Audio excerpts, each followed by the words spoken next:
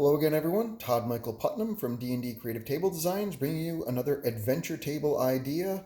And this is Booty Bay from World of Warcraft video game. If you played even way back in the day of the classic World of Warcraft, before there's any of the expansions, Booty Bay, which was a pirate cove basically down in the Stranglethorn Vale zone, was basically that's what it was a pirate cove, and there was a ship that would come through and could take you to the other continent, and there's a whole bunch of adventures on the backside of the island and stuff that you could do, and a whole long, plus of course, quest line and stuff like that that goes along with it. So this was my opportunity basically from my attempt at recreating Booty Bay as best as I can within the table limit space, for my impression of it.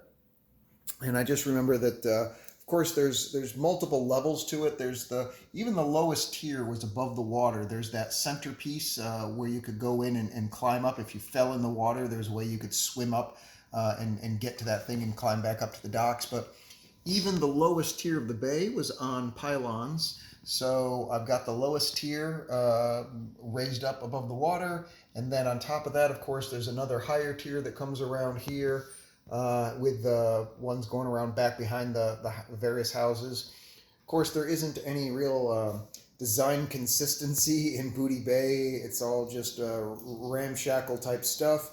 If you remember correctly, there's a guy that's got a little, tent or whatever it is. That's a goblin who's there. He's got a little tent on there. So I've got a pirate goblin with a parrot on his shoulder that's underneath the tent there for doing that.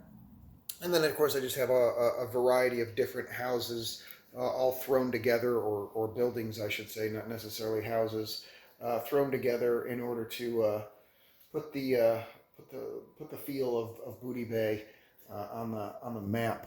And of course, I have my WizKid ship that I've got. I just had it recently repainted, portions of it repainted by my friend Nick, who does a great job for me. And you can see that the back end of it there has been it's been given a nice red and gold to it, and then he's actually painted up along the railings and stuff, and the different edge pieces. Basically, he's painted up to be just a slightly darker color than what it came from originally, and it gives it just a nice finished feel. I can't remember. I saw somebody else that had painted up their ship on my Facebook group, and I'm genuinely sorry that I can't give credit where credit is due when they painted up their ship first. So I want to be clear that it wasn't my idea to paint the ship up this way, that it was somebody else who was on my Facebook group. And again, I deeply apologize. I looked and I can't find the post where they did this. If you have your pictures and you know who you are, by all means, give me a shout out when you see this. Let me know, and I'm happy to give you credit where credit is due for the idea. But having seen that, I just painted it up. I just had it painted up, and Nick did a fantastic job of bringing it to life. Of course, this is all sitting on top of my WizKids ocean battle mats, and using mostly WizKids minis, like this particular shark that's jumping out of the water. But there's also some 3D printed stuff in here, like these ocean waves that I've got from Griffinco. Griffinco, GRIFFONCO.com. And there's basically just waves that I've had painted up. And ironically, these waves were actually painted before I got my WizKids Ocean Battle Mat, long before, a couple of years before. But really does a pretty good job of blending in. Those colors just happen to turn out to be almost perfect. I couldn't ask for too much better. So that came out great. Then this island over here, if you went to Booty Bay, this island is actually in the wrong location. It's actually straight out from the boat to that side, but there's just not enough space for it. So, concessions have to be made due to table space. But there's like this big, fat, giant guy that runs around on the island. I can't remember what his name is, but he stands out there and beats on stuff. And eventually you have a quest that you have to go kill him, of course. So this is call it a miniature, but he's definitely not normally miniature, from Mantic Games. And again, Nick painted this guy up for me, did a fantastic job. Go and take a look at him, and all the detail that's going on in that giant is just fantastic.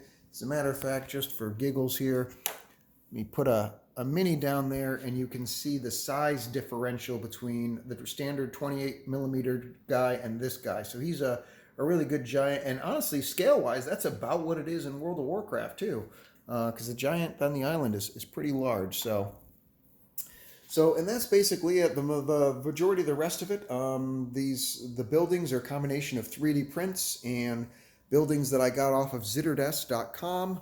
I'm not sure if they're staying in business or not. I've heard rumors that Zitterdesk is going out of business with their hard foam buildings. That's like this one here and this one here and that one, and the next one down right there is all hard foam.